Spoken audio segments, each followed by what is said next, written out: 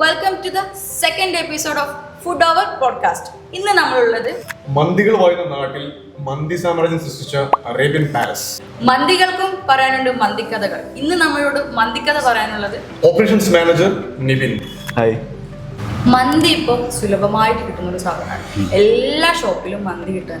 പക്ഷെ ഇവിടെ 3 ഫ്ലോർ ഉണ്ടായിട്ടും നല്ല തിരക്കാണ്, ആളുകൾ നല്ല വെയിറ്റിംഗ്. എന്താ സംഭവം? എൻ്റെ മെയിൻലി എന്താന്ന് വെച്ചാൽ നമ്മൾ കൊടുക്കുന്ന ഫുഡിൻ്റെ സർവീസും പിന്നെ ഫുഡിൻ്റെ ക്വാളിറ്റിയും ക്വാണ്ടിറ്റി എന്ന് വെച്ചാൽ നമ്മളിവിടെ കൊടുക്കുന്ന അതേ രീതിയിലുള്ള ക്വാണ്ടിറ്റി ഉണ്ടാവില്ല, ക്വാളിറ്റി ഉണ്ടാവില്ല, വേറെ ഇവിടുത്തെ ഉണ്ടാവില്ല. പിന്നെ എന്താണെന്ന് വെച്ചാൽ നമ്മുടെ ഹോസ്പിറ്റാലിറ്റി കൊടുക്കുന്ന സർവീസ്, അതായത് നമ്മളിവിടെ വരുന്ന നമ്മുടെ സ്റ്റാഫിനെ നമ്മൾ ട്രെയിൻ ചെയ്തെടുത്തേക്കുന്നത്, അതായത് നമ്മുടെ വീട്ടിൽ ഒരാൾ ഫുഡ് കഴിക്കാൻ വന്നാൽ എങ്ങനെ അവരോട് ബിഹേവ് ചെയ്യണം എന്നുള്ള രീതിയിലാണ് നമ്മളവിടെ ട്രെയിൻ ചെയ്ത് വെച്ചുകൊണ്ട്. അതുകൊണ്ട് നമ്മളെ അതായത് സപ്ലൈ നിൽക്കുന്ന പയ്യന്മാരാണെങ്കിലും ക്യാപ്റ്റനായി നിൽക്കുന്ന ആൾക്കാരാണെങ്കിലും അവരെ തിരഞ്ഞ് കസ്റ്റമേഴ്സ് വരുന്നുണ്ട്. മെയിൻലി അതാണ് സാധനം. നമ്മുടെ ഫൗണ്ടേഴ്സായ മനോജ് മണി എന്നും പിന്നെ ഷറഫുദ്ദീൻ, ഇവർ രണ്ടുപേരാണ് നമ്മുടെ അറേബ്യൻ പാലസിൻ്റെ ഫൗണ്ടേഴ്സ്. ഇവരാണ് നമ്മുടെ ഈ സ്ഥാപനം ഫസ്റ്റ് സ്റ്റാർട്ട് ചെയ്ത് എടപ്പള്ളിയിൽ. അതിന് ശേഷമാണ് നമ്മുടെ ബാക്കിയുള്ള 10 ബ്രാഞ്ച് കേരളത്തിലും. അതിനുപരി അത് 8 വർഷത്തിനുള്ളിൽ നമുക്ക് ഉണ്ടായിരിക്കുന്ന സക്സസ് ആണത്. ഒരിക്കലും ആവില്ല.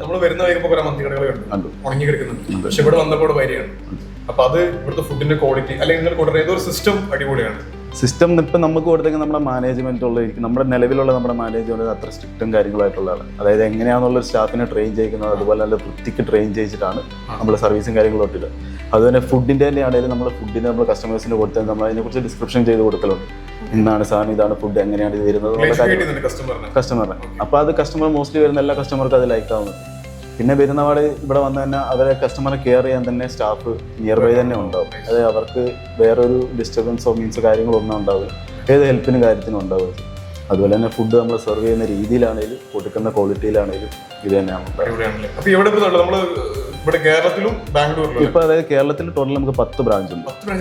കേരളത്തിൽ 10 ബ്രാഞ്ച് ഉണ്ട്. അതിൽ ഒന്ന് മാത്രമാണ് കോഴിക്കോടുള്ളത്. ബാക്കി മൊത്തമുള്ള എടപ്പള്ളി, കാക്കനാട്, ആലുവ, പെരുമ്പാവൂര്, മൂവാറ്റുപുഴ, അതായത് കാക്കനാട് സൺറൈസസിലുണ്ട്, പിന്നെ ഇൻഫോ പാർക്ക്, ആലുവ ദേശത്ത്, പിന്നെ ഇപ്പൊ 2 ബാംഗ്ലൂർ ഓൾറെഡി ഓപ്പൺ ആയിട്ടുണ്ട്. ഇനി ഒരു ബാംഗ്ലൂർ അത് തന്നെ ഓപ്പൺ ആകാൻ വരുന്നുണ്ട്. പിന്നെ കാലിക്കറ്റും ആസ് സൂൺ ആസ് പോസിബിൾ ഉണ്ടാവേണ്ടതാണ്. Own branches. അതായത് ഇതിന്റെ നമ്മുടെ ഫൗണ്ടർ എന്ന് പറയുന്ന മനോജ് മണി എന്ന് പറഞ്ഞാൽ പുള്ളിയാണ് ഇതിന്റെ ഫൗണ്ടർ. അപ്പോൾ പുള്ളി ഞാൻ നേരത്തെ പറഞ്ഞ പോലെ 2017 പുള്ളി സ്റ്റാർട്ട് ചെയ്തതാണ്. പുള്ളി ആ സ്റ്റാർട്ട് ചെയ്യുന്ന സംരംഭം പുള്ളി ഇങ്ങനെ കണ്ടിന്യൂ ചെയ്ത് അതായത് നമുക്ക് നമ്മുടെ ഈ ബ്രാൻഡാക്കി മാറ്റാനുള്ളൊരു സ്കീം. ഫാൻ ബേസ് ഉണ്ട്. മിക്ക വരുന്ന എല്ലാ കസ്റ്റമേഴ്സും നല്ല സാറ്റിസ്ഫൈ ആയിട്ടാണ് കൊണ്ടുപോകുന്നത്. പക്ഷെ നമ്മൾ കൊടുക്കുന്ന രീതി, നമ്മുടെ ആറ്റിറ്റ്യൂഡ്, നമ്മുടെ പെരുമാറ്റം അങ്ങനെയാണ്.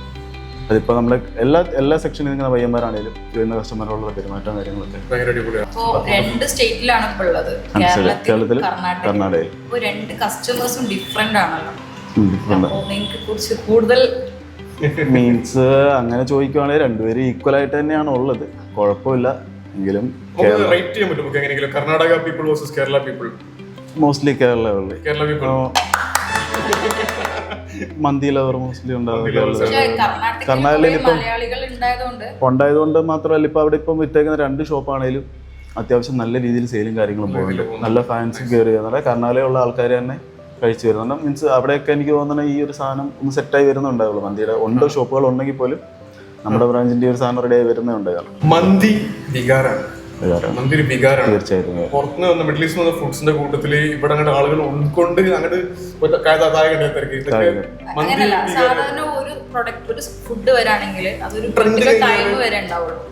അതായത് നമ്മളെന്ന് വെച്ചാൽ നമ്മളെ കൊടുക്കുന്ന ഫുഡിന്റെ എന്ന് വെച്ചാൽ നമ്മുടെ അടുത്ത് വന്ന് കഴിച്ചിട്ട് പോകുന്ന കസ്റ്റമർ റിട്ടേൺ അവർ പിന്നെ അത് തേടി വരും. അതാണ് നമ്മുടെ മെയിൻ സാധനം. അതായത് നമ്മൾ കൊടുക്കുന്ന ഫുഡിന് അത്ര ഈ റൈസ് ആണെങ്കിൽ പോലും, ഇപ്പോൾ ഇരിക്കുന്ന റൈസ് ആണെങ്കിൽ പോലും നമുക്ക് അതായത് ഈ കൊടുക്കുന്ന മയോണീസോ റെഡ് ചട്നി ഗ്രീൻ ചട്നി ഇല്ലാണ്ട് നമുക്ക് കഴിക്കാൻ പറ്റും. അത്ര കാരണം റൈസ് തന്നെ തേടി വരുന്ന ആൾക്കാരുണ്ട്. ഇവിടുത്തെ റൈസ് മാത്രമായിട്ട് വേണം. ഡെയിലി റെഗുലർ വരുന്ന ഒരുപാട് കസ്റ്റമേഴ്സ് ഉണ്ട്. അപ്പൊ അതൊക്കെയാണ് ഇതിന്റെ മെയിൻ കാര്യം. Back to the question.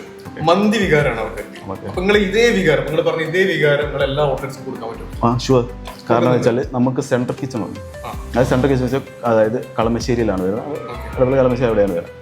അവിടെ നിന്നാണ് നമ്മുടെ ഈ മസാലയും കാര്യങ്ങളെല്ലാം ഡിസ്ട്രിബ്യൂട്ട് ചെയ്യുന്നത്. ബാംഗ്ലൂർ ആണെങ്കിൽ പോലും എല്ലാം ഓൺ ദ വെഹിക്കിളിൽ, അതായത് സ്വന്തം വെഹിക്കിളിൽ തന്നെ അവിടെ കൊണ്ട് ഡെലിവറി ചെയ്ത്, അതായത് നമ്മൾ പുറത്തുനിന്നുള്ള സാധനങ്ങളൊന്നുമില്ല. നമ്മുടെ ഷോപ്പിൻ്റെ വരും അങ്ങനെ എല്ലാ കാലിക്കറ്റ് ആണെങ്കിൽ പോലും തീരുന്നതനുസരിച്ച് നമ്മൾ ഓർഡർ കൊടുക്കുന്നതനുസരിച്ച് അവിടെ നിന്ന് വരും. സിസ്റ്റമാറ്റിക് ആയിട്ട് എല്ലാ സാധനങ്ങളും അതായത് നമ്മൾ 2 ദിവസം 3 ദിവസം മുമ്പ് തീരുന്നതിന് മുമ്പ് നമ്മൾ അവരെ ഇൻഫോം ചെയ്യും. അപ്പോൾ കണക്കായ ടൈമിൽ നമുക്ക് ഇവിടെ എത്തിച്ചേരും. അതുകൊണ്ട് നമ്മളിപ്പോൾ ഇരിക്കുന്ന 13 ബ്രാഞ്ചിലും നിങ്ങൾ പോയി കഴിച്ചിട്ടുണ്ട് ടേസ്റ്റിൽ ഒരു ഡിഫറൻസും തോന്നുന്നു. എല്ലാം ഈക്വലായി. അത് മാനേജ് ചെയ്യാന്ന് പറഞ്ഞാൽ ഭയങ്കര ടാസ്ക്. മാനേജ് ചെയ്യാന്ന് പറഞ്ഞാൽ അതിന്റെ മെയിൻ സാധനം എന്ന് വെച്ചാൽ ഞാൻ ഇപ്പം നേരത്തെ പറഞ്ഞ പോലെ നമ്മുടെ ഓണർ മനോജ് മണി പുള്ളിയുടെ മെയിൻ ഹെഡ്, അതായത് പുള്ളിയുടെ തലയാണ് ഇതിന്റെ പുള്ളിന് മെയിൻ ആയിട്ടുള്ളത്. അല്ലെങ്കിൽ ഒരിക്കലും ഇത്രയും ബ്രാഞ്ച് ഓപ്പൺ ആയിട്ട് റൺ ചെയ്ത് കൊണ്ടുവന്ന് വെച്ചാൽ 13 ഷോപ്പ്, അത് 2 ബാംഗ്ലൂരും വെച്ചിട്ട് ഇത്ര അത് പുള്ളി നിൽക്കുന്നത് എടപ്പള്ളിയാണ് പുള്ളിയുടെ മെയിൻ നിൽക്കുന്നത്. എന്നിട്ടും പുള്ളി അവിടെ ഇരുന്നുകൊണ്ട് ഇതും പുള്ളിക്ക് മെയിൻറ്റെയിൻ ചെയ്യണം. പുള്ളിയുടെ അണ്ടറിൽ പുള്ളി നിർത്തിയിട്ടുണ്ട് മാനേജറുടെ സ്റ്റാഫിനും GM അങ്ങനെയുള്ള ഒരുപാട് സെക്ഷനിലുള്ള ആൾക്കാർ നിർത്തിയിട്ടുണ്ട്.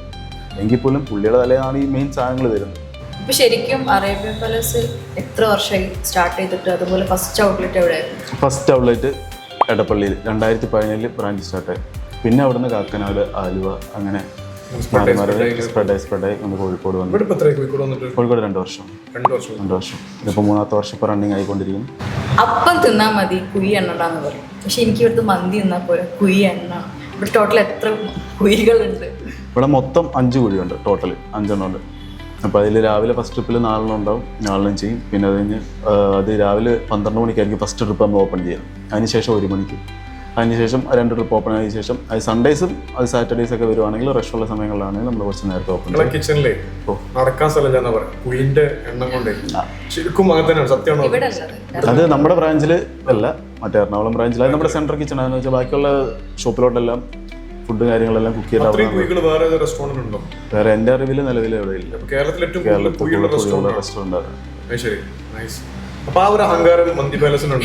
അതൊരിക്കലും കുഴി ഉണ്ടായിട്ട് മാത്രം കാര്യമില്ലല്ലോ.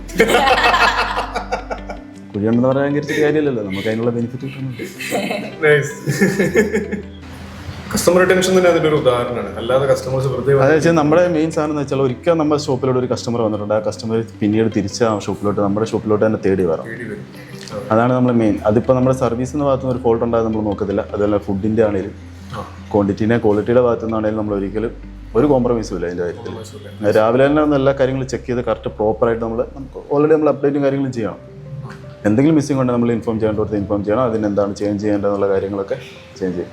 അതിന് നമുക്ക് മന്തി ഉണ്ടാക്കുന്ന മെയിൻ മാസ്റ്റർ ഉണ്ട്, പുള്ളിയാണ് ഇതിൻ്റെ മെയിൻ കാര്യങ്ങളൊക്കെ നോക്കണം. പുള്ളി കാര്യങ്ങളെല്ലാം നോക്കിക്കോളും.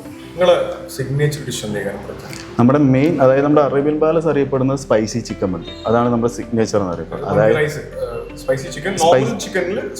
നോർമൽ ചിക്കനിൽ സ്പൈസി ചിക്കൻ മന്തി, അതാണ് നമ്മുടെ സിഗ്നേച്ചർ ആയിരുന്നത്. അതായത് നോർമൽ ചിക്കൻ മന്തിയുടെ മീറ്റിൽ പെപ്പറിൻ്റെ ഫ്ലേവർ ആഡ് ചെയ്ത് തരും. അതായത് 5 മണിക്കൂറോളം സ്ലോ കുക്കിംഗ് ചെയ്തിട്ട് എടുക്കണതാണ്. 5-6 മണിക്കൂറോളം സ്ലോ കുക്കിംഗ് ചെയ്തിട്ട് നല്ല സോഫ്റ്റ് ആയിട്ട്, നിങ്ങൾ കഴിച്ചിട്ടുണ്ടാവും, നിങ്ങൾക്ക് കഴിച്ചറിയാം. എടുക്കുമ്പോൾ നമ്മൾ അത്ര സോഫ്റ്റ് ആയിട്ട് വരിക, ജ്യൂസി ടൈപ്പാണ് വരിക. അതാണ് നമ്മുടെ സിഗ്നേച്ചർ ആയിട്ട്. പിന്നെ അതിൻ്റെ പുറമെ വരുന്നത് എന്താണെന്ന് വെച്ചാൽ ബീഫുണ്ട്. ബീഫ് അതുപോലെ തന്നെ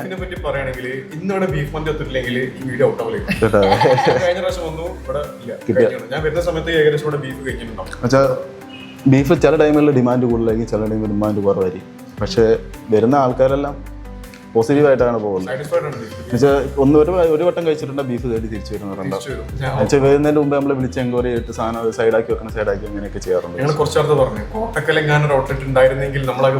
കോട്ടക്കല മന്തി അഡിക്ഷൻ ആണെങ്കിലും ആൾക്കാർക്ക് മന്തി എങ്ങനെ ഉണ്ടാക്കല് എന്നുള്ളത് പ്രോസസ്സ് ഒരു ക്യൂരിയസ് തന്നെയാണ്. കുക്കറിലടിച്ചാലും കുഴിയിലടിക്കുന്ന തമ്മിൽ വ്യത്യാസം ഉണ്ടാവും.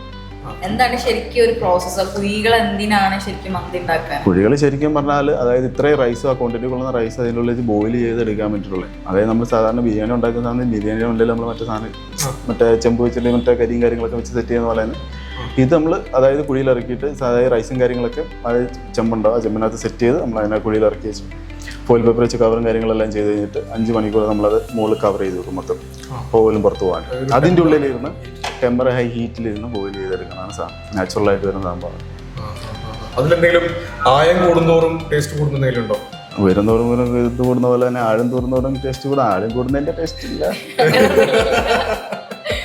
മന്തി യൂത്തുകളുടെ ഇടയിൽ നല്ല ട്രെൻഡ് ആയിരിക്കുന്ന സാധനമാണല്ലോ. അപ്പൊ ഇവിടെ ഏറ്റവും കൂടുതൽ സെല്ലായി പോണ ഏതായിട്ടാണ്? മീൻസ് മന്തിയിലാണോ ചോദിച്ചത്? മന്തിയിൽ നമുക്കിപ്പോൾ നിലവിൽ സ്പൈസി ചിക്കൻ മന്തി ഒന്ന് പോകുന്നുണ്ട്. അതുപോലെ തന്നെ ബീഫ് നമ്മൾ ഇടുന്ന ക്വാണ്ടിറ്റി അനുസരിച്ച് ബീഫും പോകുന്നുണ്ട്. അതുപോലെ അൽഫാമിലാണ് വരില്ല. അൽഫാമിൽ നമുക്ക് കൂടുതൽ ഡിമാൻഡായിട്ട് ചോദിച്ചു വരുന്നതാണ് എരിപ്പരി മലായി. എരിപ്പരി എന്ന് പറഞ്ഞാൽ വെച്ചാൽ പൊതുവെ എല്ലായിടത്തും ഉള്ളൊരു സാധനമല്ല. അതായത് എല്ലായിടത്തും നോർമലി ഉള്ളത് പെരിപ്പരിയാണ്. നമ്മ കയ്യിലിരിക്കുന്ന സാധനം എരിപ്പരി, അതായത് പെരിപ്പരിയെക്കാട്ടും ഡബിൾ സ്പൈസ് ആയിരിക്കും. ഒരു തവണ ഇവിടെ വന്ന് കഴിച്ചിട്ടുണ്ടെങ്കിൽ ഓർമ്മയിലിരിക്കും. പിന്നെ അത് ഡിമാൻഡ് ചോദിച്ചു വരുന്ന ആൾക്കാരുണ്ട്. ഫസ്റ്റ് കൗണ്ടറിൽ വന്നിട്ട് നേരെ കയറി എരിപ്പരി ഉണ്ടോ എന്ന് ചോദിച്ചിട്ടാണ് സീറ്റിംഗിലോട്ട് പോയിരിക്കുക. ഇല്ലെങ്കിൽ ആരോടുള്ള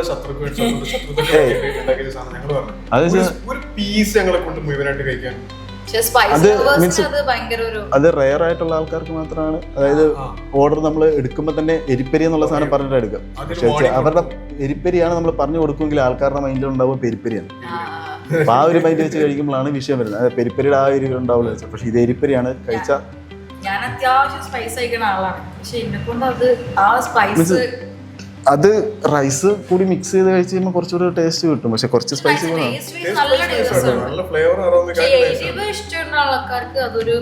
കഴിക്കാൻ. പിന്നെ അതുപോലെ തന്നെയാണ് മലായി എന്ന് പറഞ്ഞത്, ഒരു ക്രീമി ടൈപ്പ് വരുന്ന സാധനമാണ് മലായി. അത് നമ്മൾ ലേറ്റസ്റ്റ് ആയിട്ട് ലോഞ്ച് ചെയ്ത സാധനമാണ്. അധികമായിട്ടില്ല, 4-5 മാസം. അതേപോലെ നേരത്തെ നമ്മളൊരു കാര്യം ചോദിച്ചു, നിങ്ങള് ക്വാളിറ്റി എല്ലാ സ്ഥലത്തും ഒരേപോലെയാണ് നിലനിർത്തുന്നത്. ഇത് നിലനിർത്താൻ വേണ്ടിയിട്ട് ഇൻഗ്രീഡിയൻസ് സോഴ്സ് ചെയ്ത് ലോക്കലി ആണോ അതല്ല സെൻട്രലൈസ്ഡ് ആണോ? സെൻട്രലൈസ്ഡ്, എല്ലാം സെൻട്രലൈസ്ഡ്. അതായത് നമ്മുടെ ഇവിടുന്ന് വരുന്ന അതായത് റൈസ് അടക്കം എല്ലാം സെൻട്രലൈസ്ഡ് ആണ്. പിന്നെ ചെറിയ ചെറിയ ഐറ്റംസ് ഇവിടുന്ന് വാങ്ങാൻ പറ്റുന്ന മാത്രമേ ഇവിടുന്നുള്ളൂ. അല്ലാതെ മൊത്തം പ്ലേറ്റ്, ഗ്ലാസ് തുടങ്ങിയ എല്ലാ സാധനവും സെൻട്രലൈസ്ഡ്. ഇതാണ് ഞാൻ പറഞ്ഞത് നമ്മുടെ സിഗ്നേച്ചർ ആയിട്ട് വരുന്ന സ്പൈസി ചിക്കൻ മന്തി. അതായത് ജ്യൂസി ടൈപ്പ് സോഫ്റ്റ് ആയിട്ട് വരുന്നതാണ്. അതുപോലെ തന്നെ സെയിം തന്നെ വരുന്നതാണ് ബീഫ്. സെയിം മെത്തേഡിൽ തന്നെ സെയിം തന്നെ കുക്കിങ്ങും കാര്യങ്ങളും ചെയ്ത് വരാണ്. സോഫ്റ്റ് ആയിട്ട് ഒരു ജ്യൂസി ടൈപ്പാണ്. നമ്മൾ ടേസ്റ്റ് ചെയ്ത് കഴിച്ചു.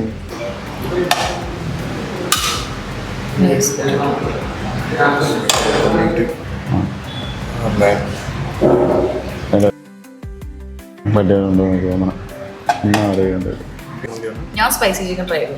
ഞാൻ ബീഫ്. സോ ഇപ്പൊ നിങ്ങൾ കഴിക്കുന്നതിന് മുമ്പേ അതിൻ്റെ കൂടെ ആ റെഡ് ചട്നി, ഈ റെഡ് ചട്നി ഒന്ന് നൈസായിട്ട് റെഡ് ചട്നി, അതുപോലെ തന്നെ ഗ്രീൻ ചട്നി ആയിരിക്കും. അത് കുറച്ചെടുക്കുക, കുറച്ച് മയോണീസും കൂടെ അതിൻ്റെ മേലെ. പിന്നെ സ്പെഷ്യലായിട്ട് ഈ സ്വീറ്റ് പിക്കിളും അതിൻ്റെ കൂടെ ഒന്ന് മിക്സ് ചെയ്യുക, കുറച്ചൊരു സ്പൂൺ. ഹണി ചില്ലിയുടെ പീസും കൂടെ തമ്മിൽ അങ്ങോട്ടും അങ്ങോട്ട് സിങ്കാവും റൈസാണ്. അപ്പം കുറച്ചുകൊണ്ട് ടേസ്റ്റ് കിട്ടും. മറ്റേ ബീഫാണ് നല്ല സോഫ്റ്റ്.